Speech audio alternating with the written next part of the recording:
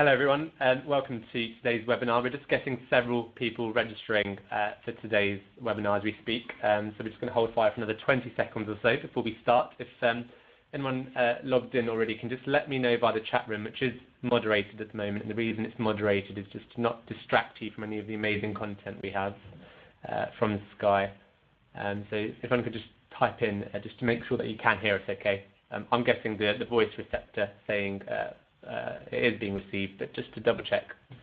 Yep, great, thank you very much. Not sure because of GDPR if I can say your name, but you know who you are. Excellent, cool. So I think sound is all clear. I'm getting a nice receptor on my system. So it's 12:32. Thank you for holding tight for the last 2 minutes. And we're going to start today's Day 3 National Inclusion Week webinar. Thank you so much for joining us today. I hope you've had a fantastic week so far. I hope many of you have completed today's daily challenge. Thanking one of your colleagues for the moment. And on that note, I just want to thank you for joining us on today's webinar. So this is our second webinar with Sky. The partnership has been great so far. I've definitely learned a lot over the last few months since the partnership started back in May, and I really hope you all will do too over the next hour or so. Some very quick notes on housekeeping. I'll be moderating the chat room, and that's just to keep you focused on the content. It can get quite busy, the chat room, so that's not to say I'm ignoring your message. I definitely am monitoring it. And if you're having any tech issues or anything like that, please do let me know. Similarly, if you would like to ask any questions, do let us know, and there'll be time for that at the end. That's all for me for the time being. So Team Sky, over to you. Thank you very much, Arfan. We are delighted to be here today. So we are going to be talking about supercharging employee networks. We've got a great lineup of people across Sky to bring this to life. We've got somebody from every network here today. So we've got Derek representing LGBT+ at Sky, Natasha for parents at Sky, Rima for women at Sky, Val for multiculture at Sky, Craig from Body and Mind at Sky, and it's me that you can hear speaking now. So my name is Catherine. As I said, we've got 5 employee networks. The team will bring this to life in their own ways, but what I would just like to highlight is employee networks at Sky are entirely employee-led. They are run by people who've got full-time day jobs, and they do this on the side because they're really passionate. Before we get into the subject, I just want to start with a bit of scene setting on Sky. So Sky are Europe's leading entertainment company. Anybody that's had a keen eye on the news recently will have seen just how popular we are with the bidding war. We've also got exclusive partnerships, and we co-produce shows with companies like HBO, Showtime and Amazon, bringing us content like Game of Thrones. And that's all delivered through market-leading innovation and products and best-in-class customer service. So now we will get into today's subject. So first up, we're going to start with Derek. Over to you. Hello, everyone. My name is Derek Matheson-Davis. I'm one of the co-chairs of the LGBT+ at Sky Network, set up to support people with their sexual orientation and gender identity. So we're founded in 2012 by Cliff Grundy, who you can see crouching at the left there. He set up a chatter group, which is our internal Facebook or Slack, with the aim of bringing together LGBT+ people who wanted to connect with like-minded individuals across the organisation. We attended our first Pride March in London that summer with 25 attendees, and Jordan McGee, in the middle there, he actually stole some of the T-shirts to take them to Edinburgh so that Sky could unofficially attend Edinburgh Pride too. As Catherine already said, it's proactive volunteers like Jordan that have been crucial to the network growing from this small core London-based group. When people stand up and offer to volunteer their personal time to help out, Jordan is now actually our Champions lead, and he leads a team of more than 80 passionate volunteers in offices across the UK, spreading the inclusion message and organising events in every studio, call centre and van. From that first Pride in Edinburgh with his 5 colleagues, in 2018 we supported 11 Prides across the group, with more than 500 attendees, interacting with over 5,000 members of the public, and with a social media reach of more than 1 million. So we've come a long way and I wanted to share with you 3 things that we've done that have contributed most to projecting the network forward. Firstly, we've got a really clear direction. Our vision is to change hearts and minds and make society more LGBT+ inclusive. We do this under 3 pillars that serve our customers, our people, and address our engagement within our industry. We empower our leads and champions to take ownership of different work streams and partnerships and challenge them to think about each event or interaction. What does that do that adds to our purpose? Secondly, we have a drumbeat going throughout the year with a member-centric calendar of events. We provide a framework with this event and empower the network champions in the local offices and departments across the UK and ROI to bring that to life in their own way. This way, the network isn't a top-level force cascading downwards, but more a glue that binds everyone together, facilitating and encouraging collaboration across the group to amplify our events in the best possible way. And finally, we've set ourselves up from a network leadership perspective, with board-level sponsorship from Stephen Van Rooyen, our UK and ROI CEO, and a diverse mix of volunteers who are male, female, trans, BAME, straight allies, LGB, from our senior sponsors to the chairs, leads and champions. They hail from every corner of Sky, across different departments and geographical locations. And having friends in the print team, in brand, in marketing, in contact centres, in HR and legal certainly comes in handy, and diversity of thought leads to new ideas and keeps us innovating. So I wanted to share a couple of examples of the work that we've done beyond just servicing our colleagues. And perhaps our most significant and impactful internal partnership was at the end of 2016 when our network encouraged Sky Sports to back Stonewall's Rainbow Laces campaign. We've used the platform of our 5 million Sky Sports customers to raise awareness of homophobia and transphobia experienced by LGBT sport professionals and fans on a daily basis. We've also been working hard to increase our LGBT+ content offering and making it easier for customers to find. So in Pride 2018, Sky Cinema launched a more substantial and permanent LGBT movie collection that will have a prominent position. And Sky Store have created a huge Pride branded bundle with over 25 LGBT films that our customers can purchase at a significantly discounted price. And that's available to over 12 million customers. So I would say, don't be shy to reach out. There's the Scottish phrase, shy bairns get no sweeties. And we've always found that we're pushing against open doors. Everyone we speak to at Sky understands where we're coming from, and they're dead keen to help out in every way they can. And our work is having a measurable impact. We've won internal awards, but we've also been shortlisted for national diversity awards. And you may be familiar with the LGBT inclusion benchmarking tool, the Stonewall Workplace Equality Index. This now rates us as the top media company for LGBT inclusion and 29th overall, up from 362 the first time we entered.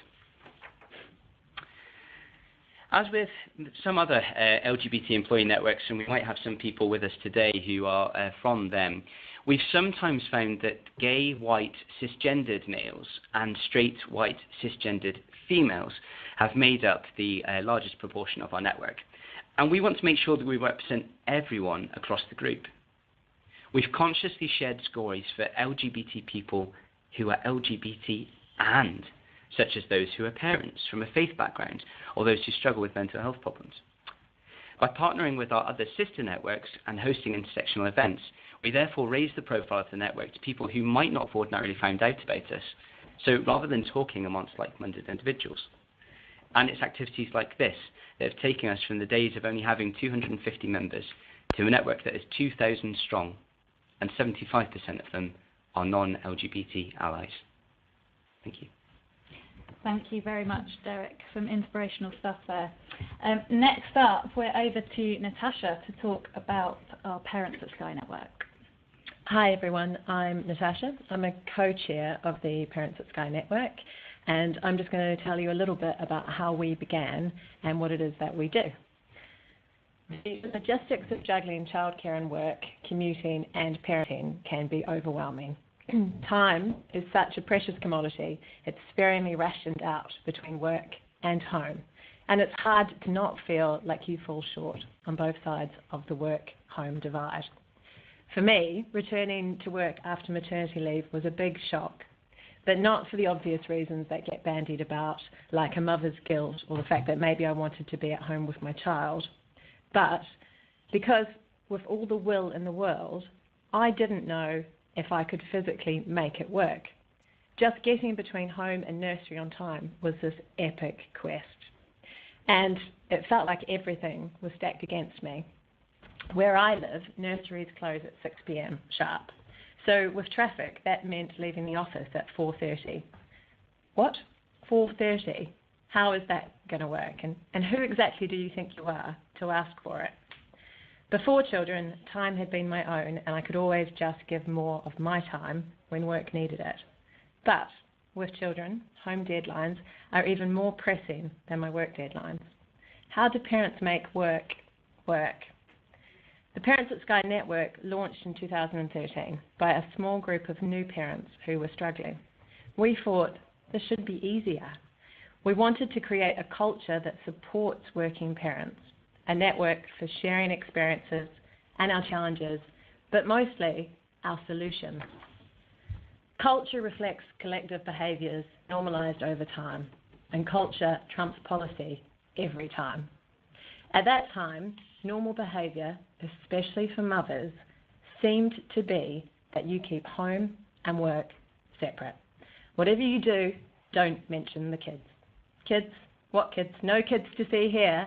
Work like you have no children, but you better parent like you have no job. The thing is, though, that being the best parent that you can be is not incompatible with being a great employee. Being a mother does not make you less productive. Far from it. You adapt. You work smarter because you can't work longer. And I have learned more about time management, prioritization, and trust me, negotiation in the last 7 years of intensive parenting training than in the 7 years of lawyering that preceded motherhood.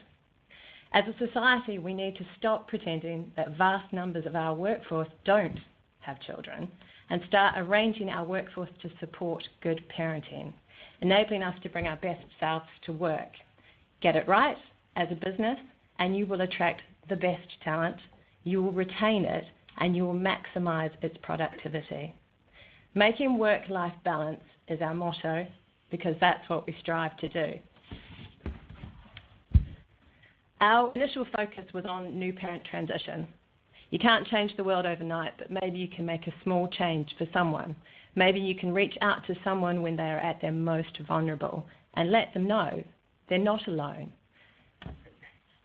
If you can help them to have an open conversation with their line manager, you can help them create solutions that will work for their careers and their families.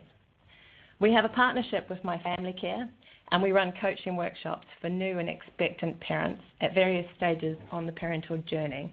That's pre-baby, on leave, recent returners, and not so recent returners. We now also provide support to all stages of parenting with seminars, webinars, coffee mornings, guest speakers, advice, advocacy. We do not have all the answers, but the chances are that someone in the network has been through something similar and they might be able to help. We work with HR to benchmark and improve family propositions and benefits. We provide a voice for parents, and we quietly agitate for change when it's needed. We champion inclusion. When we say parents, we mean parents and carers in the broadest sense possible. Step parents, grandparents, non-resident parents, solo parents, adoptive parents, uncles, aunts, godparents. We do not differentiate between titles or family compositions. If you care for a child, then we care about you. Families are changing too, though. Modern families come in all shapes and sizes, and there's a conflict between traditional views on male and female roles within the family. And this conflicts with changing expectations of men and women in the workplace. We cannot achieve true gender equality without challenging these gender stereotypes and without acknowledging how important childcare is within society, regardless of which gender provides it. Society still assumes that childcare is predominantly women's work and simultaneously devalues it. This disempowers men and women. And without better equality at home, you cannot achieve greater equality at work. Men need space to talk about the challenges that they face as working dads too. I'm incredibly proud of what Sky has done over the last 6 years that we've had the Parents at Sky network. As an employer, they've been progressive and supportive, and it's a good time to be a working parent with technology and innovation helping us challenge traditional working patterns and styles. There is more than one way to cook a potato, and if the mold doesn't work for you, be the change you want to see. I'm also really excited about today's announcement about Sky's enhanced paternity leave policy, and I'm proud of the role that Parents at Sky played in the background to help shape it. But lastly, I just want to say that I'm proudest of the Parents at Sky team, who are all volunteers who do this in what we call magic time off the sides of our desks. But their passion has helped facilitate real change at Sky. And you can see the impact of positive changes, incrementally improving policies and approaches over time. And we've seen a cultural shift away and into embracing flexible working, away from old views on having to be in the office. And also we're very excited about our newest initiative, which is Sky Code Camp, which launches in October half-term.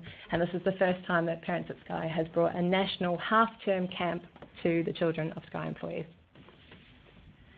Nice one. Thank you very much, Natasha. Just to extend a little bit on the paternity leave changes that we've made today, we have expanded the amount of paid time off we offer employees from 2 weeks to 6 weeks, and we're offering an additional 6 weeks unpaid to be taken any time in the first year. So thank you very much. Next up, we move to Rima, who's going to talk about our Women at Sky network. Hi everyone, my name is Rima Bardolia and I'm the internal comms lead for the Women at Sky network. So a bit of background as to why the Women at Sky network was formed. So in 2014, Sky launched their vision to achieve a 50-50 gender balance by 2020 in leadership roles. Chris Filiano is the executive sponsor of the Women in Leadership program, and the focus was generally on women in more middle management and senior management positions. However, we left out a large chunk of population who did not have any network that they could use. So the Women at Sky network was formed 18 months ago, and our vision is to become the employer of choice for women. Our vision is to embed a sustainable culture of gender equality, and our purpose is to connect, inspire, grow, influence, and empower.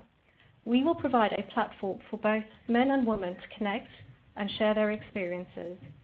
We provide access to internal and external role models by hosting inspirational events, and we offer activities for personal development through the events we hold and the resources that are available on our website.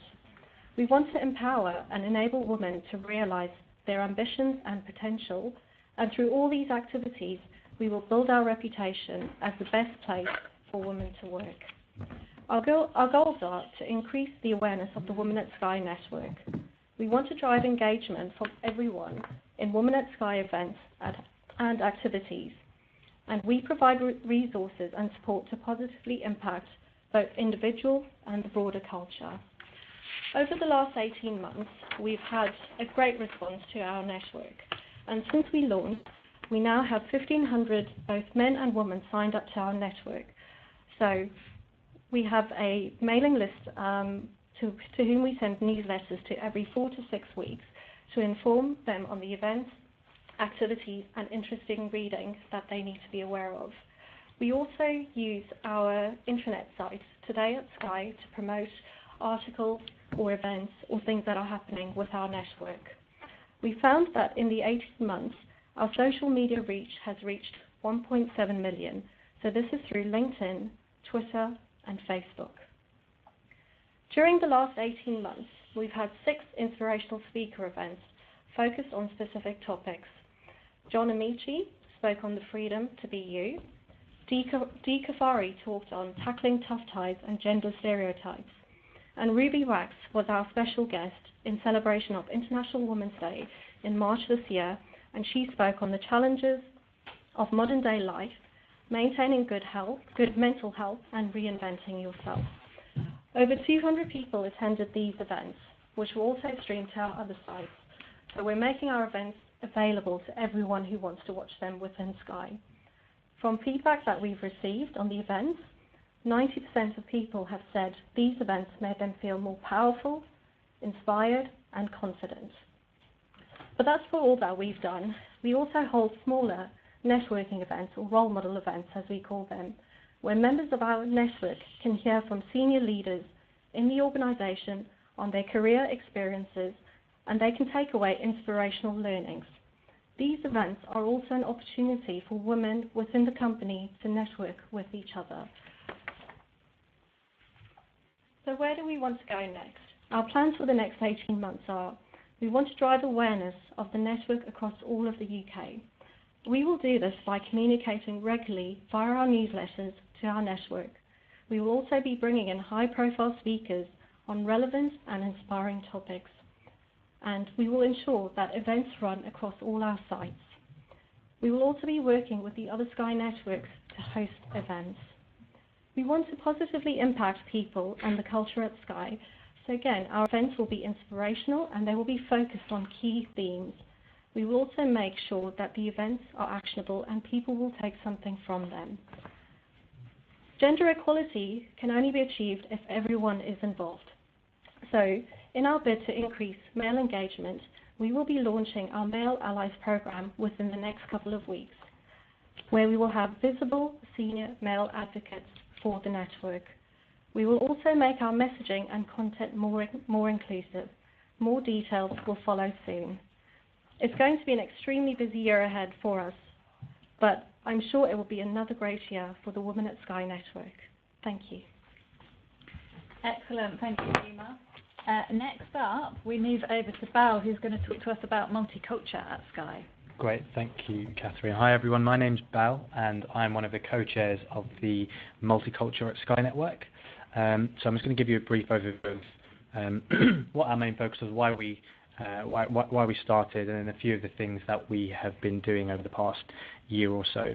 So we launched a year ago at National Inclusion Week in 2017. So this is our first birthday, and we kind of launched from me and a few of my colleagues who had a similar frustrations, whereby we felt that there were a lot of BAME individuals or multicultural individuals around the business who weren't able to connect with one another, and also didn't have an internal role model to aspire to be like.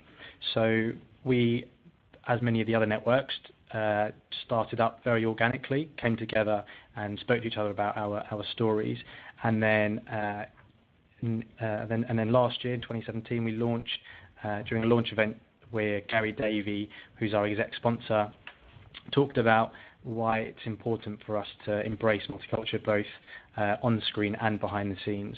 So our main focus was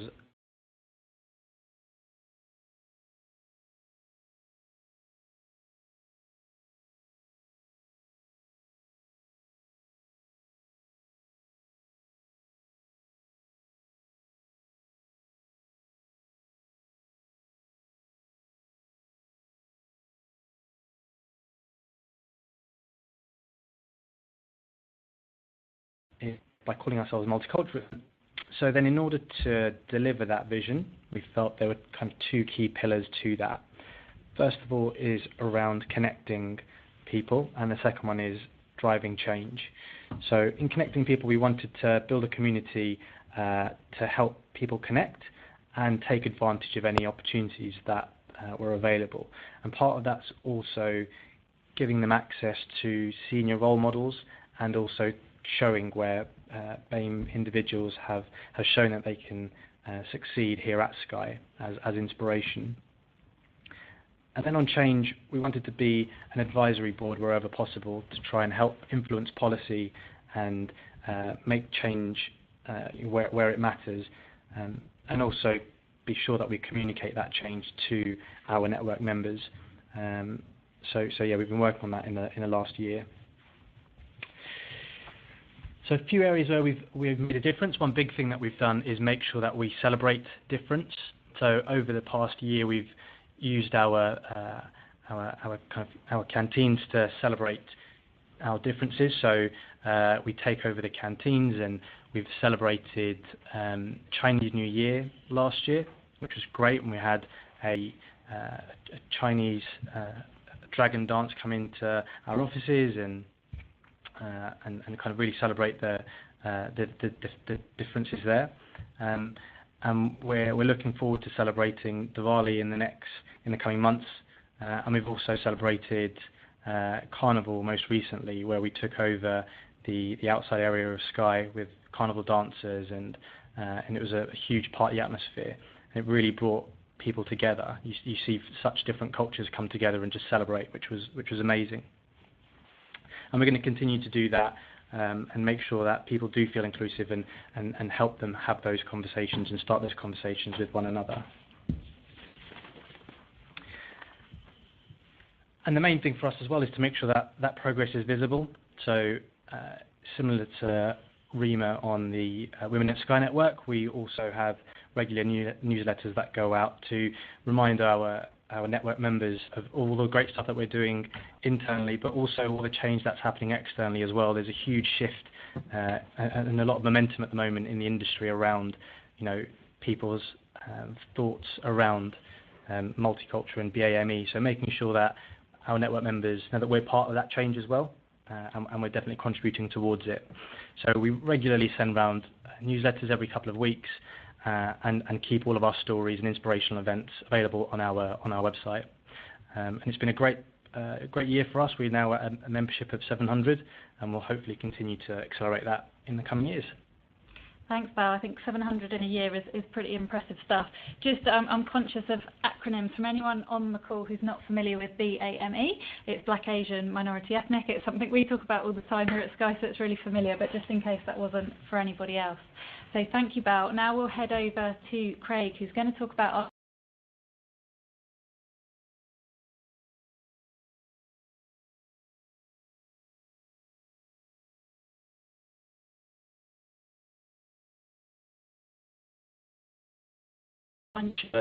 story as to how we have come about.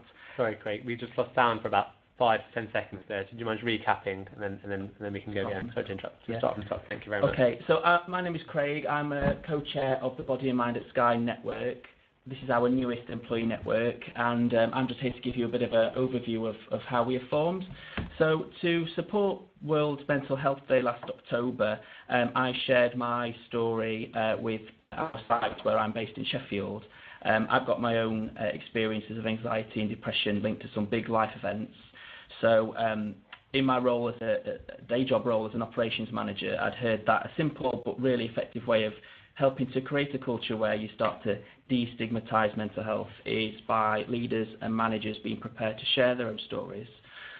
We have around 350 people based in Sheffield alone, and once I'd shared my story via email, the reaction was really quite overwhelming and positive.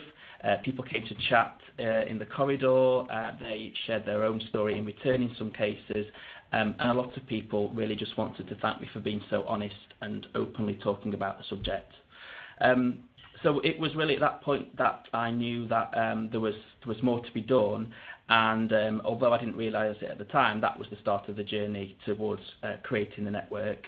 I knew from the reaction that there was more we needed to do, and to start focusing on how Sky, as a responsible employer, supports the mental health of its people. So after a really encouraging initial chat with our HR business partner, I set about creating a group of mental health ambassadors across our our contact centre network. I linked up with a team manager in the engineering team called Home Service, who had been partnering with the charity Time to Change, who campaigned to raise awareness of mental health by encouraging people to talk. They also encourage businesses to create action plans to support their people, and you can sign a pledge, which the Home Service team had done in summer of last year. Signing the Time to Change employee pledge really sets out that as a company you want to be a part of the movement, and having ambassadors or champions in place is an important feature of creating a Time to Change action plan. Ambassadors are there to help by offering a non-judgmental ear to somebody who might want to chat about anything related to mental health. They're not there to diagnose or fix somebody, but they will help highlight professional services that are available to anybody who works at Sky. So initially the focus of the work was on the contact centres, and the momentum started to build naturally once I'd reached out across our estate to bring together a group of like-minded leaders and managers across the UK who, like me, wanted to make a difference. So up in Livingston, Paula Frame, who works in the engagement team, was keen to support spreading the word, and like me, was really passionate about raising awareness. Paula is also really well connected, which is always useful at a business like Sky. Katrina Watson, who worked in HR at the time, and the three of us had a straightforward chat over Skype. In the back of my mind, I'd started to wonder about how we scale things up to include everybody in the business by bringing together a programme of work that could benefit everybody. And it was actually Katrina, with her insights into the existing employee networks, who suggested we might want to work together and create a proposal for a new network focusing on mental health, but then also taking it a step further by including disability and long-term illness within our remit to ensure that as many people as possible are able to engage with us. I was really excited by this, and by putting together an initial business case, we quickly found ourselves at the helm of the 5th employee network at Sky. So that was back in April, and now we've created Body and Mind at Sky. Our main focus has been getting our name out there. We've created a website, a brand, and gotten really clear on our vision and objectives to help anchor us to the things we want to achieve. At every stage so far, we've received great support. Senior stakeholders have been encouraging and keen to help. Our own exec sponsor, Alan Webber, has been there to help us shape our plans and provides guidance, particularly in how we can have the most impact. Alan has also been able to open a few doors, which is also always appreciated. In the customer service group, which looks after the contact centres, we've now signed the Time to Change pledge, thanks to the support of the directors, Anna Cook, Denise Allen and Alison Varney, and that's a great result because that part of the business represents around 18,000 people.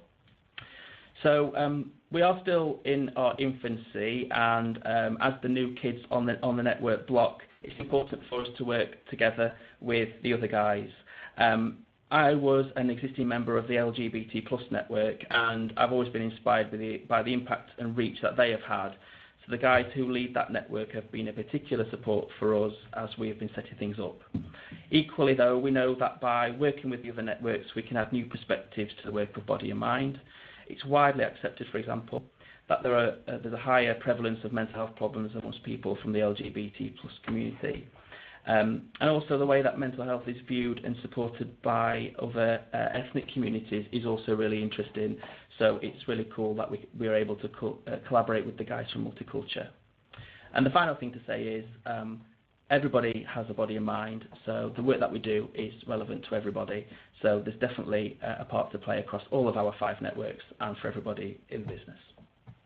Thank you very much, Craig. That's it from what people have prepared to talk to us about today. So, Arfan, have we got any questions from the audience? Yeah, we have indeed.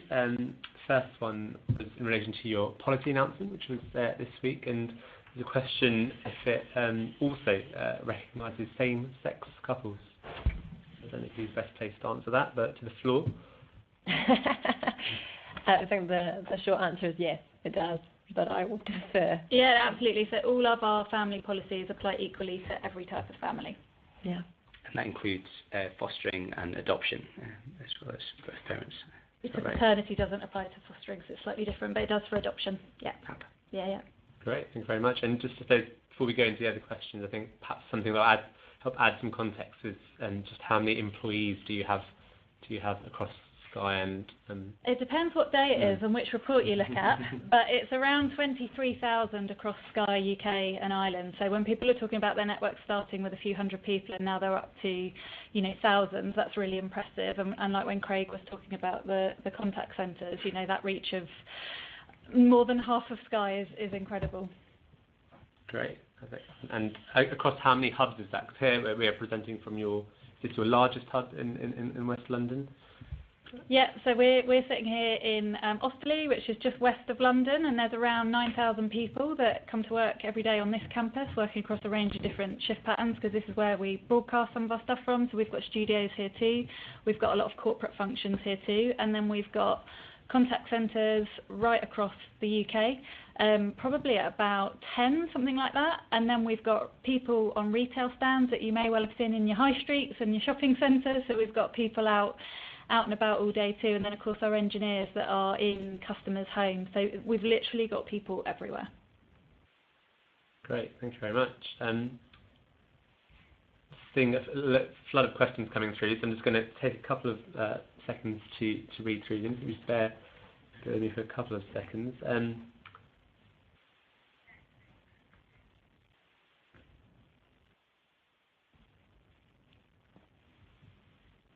So I think we covered a couple of questions in relation when networks were started up, particularly in the last 12 months or so. I suppose it'd be interesting on asking more of the why, and why did you set up the network? Yeah, I can start with the Multicultural Sky Network. So that was kind of fairly organic. There were a few of us that came together and felt that there was we wanted to progress our careers, and we wanted to have to look up and have that inspirational role model. And also we felt that when speaking to each other just fairly informally, we had similar concerns, and we thought that there's bound to be lots of other people who are like-minded and also have similar concerns. So we felt it was, rather than just sitting back and letting everybody have, be in their silos, let's try and connect people together, listen to their voices, and see what we can do as individuals to try and address them. So that was the main reasons for us. And, I look outside of work and I see, my dad's been a great role model to me and other family members. Looking for that sort of inspiration internally. There are people like that here. It's just that sometimes, they can be siloed off. So it's trying to bring people and connect people together and show that there is support and you can kind of succeed here at Sky. Great. I can add a little bit, completely agree. From the LGBT perspective as well, I think we've got some really good ideas of what we would like Sky to look like and how it can really be inclusive of everyone. And sometimes if you're an individual person talking about that issue, you maybe don't have as loud a voice. But if I think about something like our all-inclusive bathrooms, for example, so we have safe spaces for everybody across offices up and down the country. That's actually quite a dilemma for somebody when they're transitioning, or if they don't have a binary gender identity, if they get challenged at using a bathroom. Having a safe space where they can have that time is really important. But if one person's jumping up and down about it, it's difficult to know who to connect to or who to speak to or to have that voice heard. So that definitely gives you a forum to shout that much louder, I think, as well. I think it's Catherine speaking. I think I would just add to that I think the networks are really powerful here at Sky because they are big communities. So absolutely echoing what Derek is saying. So not only do networks agitate, which I think is what Natasha mentioned earlier, absolutely right, but they're also this ready-made, incredibly passionate group of employees to go, oh, this is potentially coming up down the line externally. This is what we're hearing from other industries. We're launching changes to paternity, etc., etc. Like, could we get some feedback? What do you think? How should we play it? What's the right approach for Sky? So I think, that the masses, the groups of people are incredibly powerful and much more sustainable than perhaps a tiny team in HR trying to achieve everything. One thing to say, so from the Parents at Sky perspective, we were probably inception was 2012, but launched in 2013, and we were the first network. But I think what's been really valuable about a sort of national network is that while you can have policies and you can have something that allows almost any solution, in reality it comes down to one small individual asking their line manager. And so it's all going to depend on how well educated or how progressive that line manager is about the outcome for that one person. And I mean, as a national network, you can be a touch point for someone who's in the contact centre, or someone who's a field engineer, or someone who's in big Sky and Australia, and kind of you can then take that information, group it together, and try to push for changes higher up. But otherwise, you're just one person against one person who may well just be misinformed, and it's not necessarily what Sky corporate intends. But yeah, you have this reach, and you're a way of changing things. That's really important. Great, thank you, Natasha. Something which probably a question and some themes in the questions which have been coming through is in relation to allies for your respective networks. How do you go about such a large organisation across so many roles, encouraging people to become allies within your networks? So from the Women at Sky perspective, we've not really had what we call the male allies. So Women at Sky, everyone thinks it's just for Women at Sky, but actually our network is open to everyone. By launching the Male Allies program, which will happen in the next couple of weeks, we'll give that visibility to men that they can be involved in helping to achieve gender equality, which is what the focus is for Sky over the next couple of years. So our Allies program is still in its infancy. We're still working through. We do have a executive sponsor. I'm not too sure if it's been confirmed as yet, but that should go out later today, hopefully. But it's just a platform where if you have a senior executive who is willing to promote the great work that is already being done, it will help bring on other men abroad. But it's not just men only. We want more women as part of our network. We are an inclusive organisation, and our allies, whether you can help as a woman or as a man, we would appreciate that. I'll add a bit to that, Rima, as well. That's right. Yeah. So I think when you identify with that characteristic of that gender, you talking about something, somebody can think, well, they're saying that because they're a woman, or they're saying that because they're gay, or they're saying that because they're trans. Actually, when you have somebody who's not that talking about that can actually be really, really powerful. And we've worked really hard over the last sort of 2 years with our Allies program. We partnered with Stonewall to create How to Be a Good Ally lunchtime workshop. And we started with senior allies, and then the output at the end of the session was tell 2 people about this session, and then they've come along to it as well. And we explore different themes, the importance of being an ally, the history of LGBT equality. And they maybe don't know the different challenges that LGBT people face in the workplace. By asking a basic question like, have you ever changed the gender of your partner? And when you talk about your weekend plans, if you're self-censoring, you're not bringing your whole self to work. And I think if you can bring in people who have never experienced that, and it helps them be compassionate about that as well. And it's better to have somebody who's not that shouting about it, I think. And we've got, like I said in my presentation, 75% of our members are non-allies. Laura, my fellow co-chair, is an ally. She does amazing work, and I don't know how she manages to do it all, but she does. So yeah, we really value the role of allies, and I would encourage anybody who's thinking about setting up a network to think about the role that allies can play. Great, thanks for that. I feel that scenario you set really helped set the scene and help establish the why networks are so important. And I think, suppose, just extending on that point, perhaps one for you, Natasha, in relation to a question that's come in, is in relation to issues which affect groups of people who aren't necessarily the core group for your networks, but suffer, or not suffer, but go through things in life which are quite relatable. For example, carers. And perhaps that may be a kind of natural way for you to grow or build allies with people who are going through a stage in their life which are perhaps quite similar. Yeah.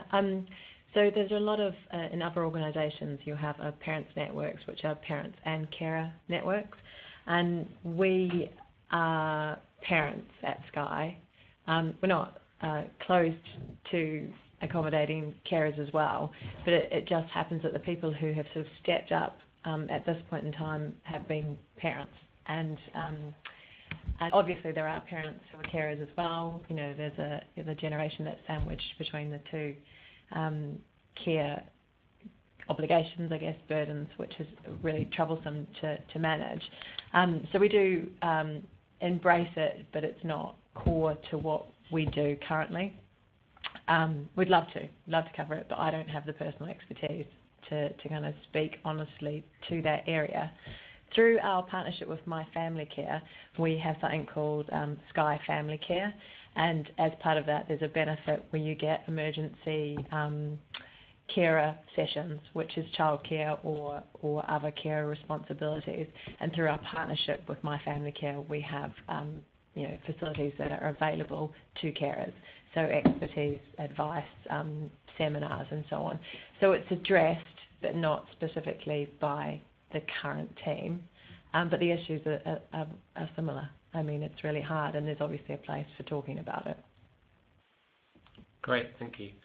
So we've covered a little bit about how kind of Sky is a huge organisation, multiple locations, and we'll be going into that in a little bit more detail on Friday's webinar in terms of how you include people across the country. But something which is perhaps quite relevant for today's webinar is in relation to how you all work together across such a large organisation. What do you find the most effective methods, or any top tips in people and participants on today's webinar in terms of how to effectively work together?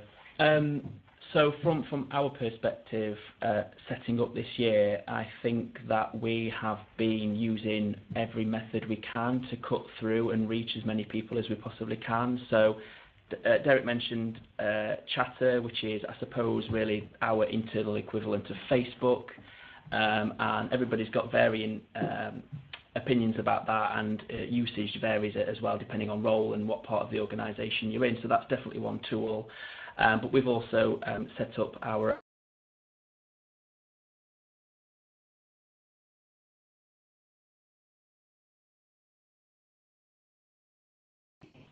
sort of intranet homepage, if you like, called Today at Sky. We've been able to secure quite a bit of time and articles on there just to spread the word that we even exist. And that has organically started to mean that people are signing up to our mailing list, the Chatter group, and just expressing an interest. So there's not one solution that means that we reach everybody. It has to be a multi-channel approach, because people across the business interact with information in different ways. A particular challenge for us has been getting in touch with the remote workers in the retail stands and the engineering team, because they're field-based, so they're not necessarily going to be sat behind a laptop and have the traditional access of emails, for example. So I've been around and attended some of their regional meetings and led some presentations. So any method of communication that we've been able to use, we've capitalised on so far, just to make sure people know that we're out there. Derek, do you mind just talking a little bit about how the LGBT+ network stay connected, so the leads and the champions? Yeah, absolutely. So I touched on it a little bit in the presentation, but we've got our senior sponsor and then a chairs team, which have 3 individuals, and we then have fortnightly meetings with our leads. So we have leads in areas such as sports to I talked a little bit about the Rainbow Laces content lead who I touched on the Sky Cinema, but we have, for example, an events lead, a social lead. Jordan is our champions lead. So basically, we've aligning to our VOGs individuals who will help us achieve our goals, and having people in those areas of the business that can really do that. And the Allies lead, for example, Joe does a huge amount of work with the lunches that we organise as well. And I did touch on it a little bit again in the presentation. Jordan, who looks after the champions. So we have over 80 champions in offices up and down the country, and they really they're the voices out there that spread our message, and we do find that that's a great platform to share the success. But equally, all the other tools that you said as well, Craig, you need to employ all of those as well, because people have different ways of accessing that information. Just another acronym busting tip here for anyone who's not familiar with VOGS. That's a Skyism for sure. I hadn't picked up on that until I came here. So that's vision, objectives, goals and strategies. Great, thank you. That's all been super useful. So now, just want to run past them. Got the last couple of questions and then we'll wrap up. And I suppose it's been really interesting in terms of all the challenges you've overcome, everything you've achieved.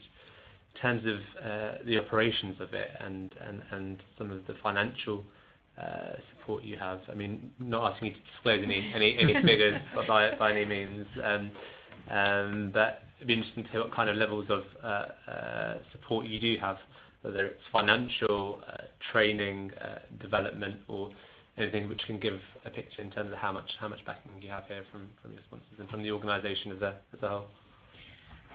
So I'll take this one, it's Catherine, because I don't think there's one straightforward answer to this, actually. I think all the employee networks secure funding on a case-by-case basis. So because they've got their own vision, objectives, goals and strategies, aka VOGs, everything that they are setting out to achieve in a year is kind of put up front, and they've all got executive sponsors who they meet with in a pattern that suits them, depending on where they're based in the country and how often that conversation has. So, you know, when networks are wanting to do something for the business, it is, you know, it's almost a business case. You know, what's the impact going to be? What's the reach? How are we going to do it? And they go and have a conversation with their exec sponsor about it. So there's no kind of central magical pot that we just spend on fun stuff. It's really seriously spent on stuff that the networks believe will make a difference. Just to expand on that, Catherine, I think you can actually get quite a lot on goodwill. Speaking to people who are passionate about this across the business, they often, in their day-to-day role, would maybe make some of their resource chargeable, but actually, you know, just speaking to people, you're always pushing it to open doors. So just reach out to these people and say, look, we're trying to do this. What can you do to help us? And quite often they're really keen to support. Yeah, just following on what Derek has said. So when we celebrated International Women's Day in March this year, instead of one event, which we would normally do, we had to host 3 days of events. And it was absolutely chaotic, manic, but it all came together. And as you said, it's through the goodwill of people who are willing to help out there. So whether it's printing leaflets, distributing them, telling people to attend the events, a lot of it is done on the goodwill. And we're so lucky that we've got the support of our executive sponsors, because it's through them that we're getting the traction that we need from the leadership team as well. And we've got lots of people who are based in our other sites, regional leads, people who just want to help, and without them, you know, a lot of the support that we get wouldn't have been possible. I think a really good example of the goodwill for Body and Mind at Sky has been creating our brand and logo. So that came about because we ran a bit of a competition actually on our homepage, and the prize was to have your logo spread across the land. But fortunately, there was somebody in one of the creative teams who worked with me to create what we now have as our brand, which is. It's great to see it around the campus today, for example, and that didn't cost us a penny, and that was just basically of the goodwill of somebody who wanted to help us, had that skill set, and entered the competition, and we went from there, and he won.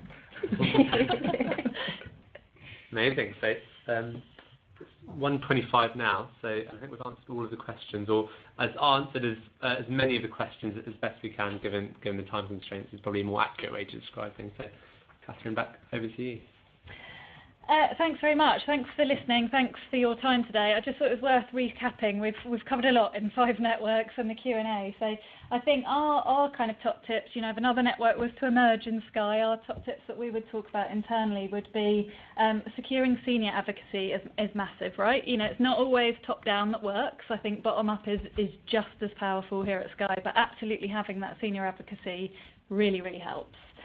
Making progress visible. I think for a company as big as Sky, across as many locations as Sky, if you don't see what's going on in all the different areas, it can feel like maybe progress isn't happening fast enough. So actually bundling it all together for people so that people can see the whole impact across Sky has been really powerful. Not just kind of individually by network, but actually tying all the networks together as well, just to see the impact that people are making.